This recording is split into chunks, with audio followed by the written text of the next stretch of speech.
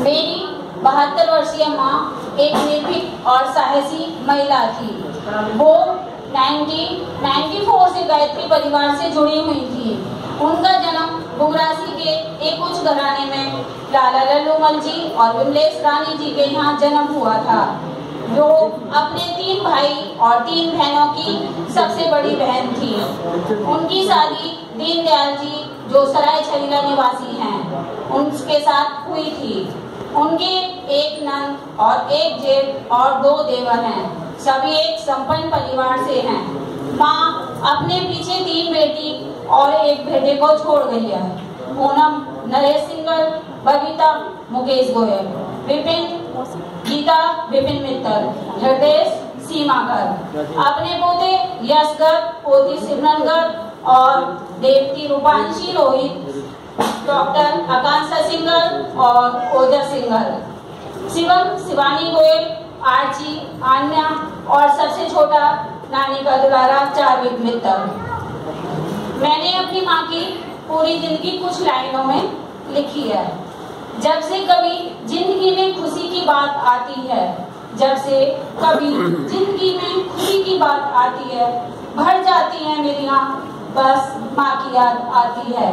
अपनी ख्वाहिशों का कत्ल कर वो हमेशा हमारे सपनों के लिए जीती थी। बस कुछ इस तरह मेरी माँ की जिंदगी बीती थी। माँ जब से मेरी तेरे संग की दूरी हो गई, जिंदगी जीना जैसे एक मजबूरी हो गई। माँ तेरे आशीर्वाद से आज पूरी तो सारी मेरी ख्वाहिश हो गई, मगर तेरे बिना जिंदगी अधूरी हो गई। तुम्हारी सिखाई हुई बातें आज भी हमारे कानों में गूंजती हैं। घर की हर चीज आंखें तुम्हें ढूंढती हैं। कहाँ गई हो माँ तुम, जो तुम्हारी आज कोई खोज खबर नहीं है। जहान में तो बस आज माँ तुम्हारी ही यादें घूमती हैं।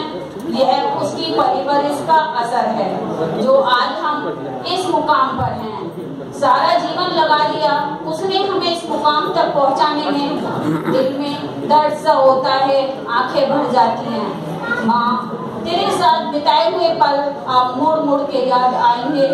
हमारे बचपन से लेकर बड़े होने तक की सारी जिम्मेदारियां उसने बड़ी शिद्दत से निभाई थी। कैसे हो सकता है हमारी किस्मत में परेशानियां उसने अपने हाथों से हमारे हाथों की लकीर बनाई थी। वक्त बीत जाएगा, बीत जाएंगी सारी बातें। तेरे जाने के बाद कुछ बचा है तो वह है खामोश दीवार और उदास रातें। ना दिल से तुम्हारी जुदाई का दर्द जाता है, ना ही आंखें अब सोती हैं। अब समझ में आता है उनका दर्द, जिनकी इस दुनिया में माँ नहीं होती है। ये चंद लाइन मैंने अपनी मम्मी के लिए समर्पित किया। सभी के लिए जय श्री कृष्ण।